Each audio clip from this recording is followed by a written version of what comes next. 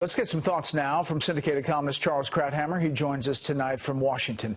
Charles, we heard your comments last night after the debate about this whole rigged comment. There's a lot of fallout back and forth today. Here's what Rush Limbaugh said this afternoon about this reaction.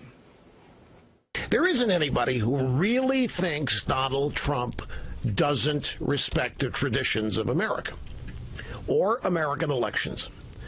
There isn't a soul out there. This is people trying to convince low information voters and others who aren't paying attention that Donald Trump is some alien from outer space who wants to blow up the greatest traditions of American elections and politics and so forth. Charles, your thoughts?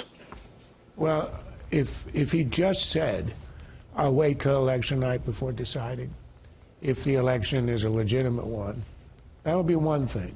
But leading up to this, for days, he's been telling rallies, this election is pre-cooked, it's rigged, it's unfair, and it's about to be stolen from us. Now, when you say that and you couple it with, I won't know what I'll do, I'll figure it out at the time, then you have a threat to the tradition, which is, unless there's some extraordinary circumstance, like 2000, where the election hung on one state and it was millions of votes and the difference was in the hundreds or even dozens, which has happened once in our history, unless you have that extraordinary circumstance, of course we'll accept the election. You've had elections stolen here and there. Lyndon Johnson, when he went to the Senate, that was a stolen election.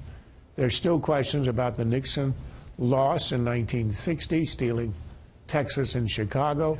Yes, but the idea of a national election stolen, which would require an enormous conspiracy, which of course Trump is also invoking, a global conspiracy involving the banks, the Democrats, and who knows who else, to rig an American election. It's not plausible.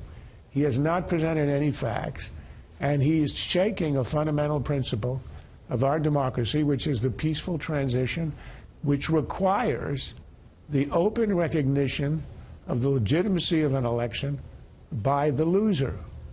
And that is something that he obviously threatened. Charles, as always, thank you, sir.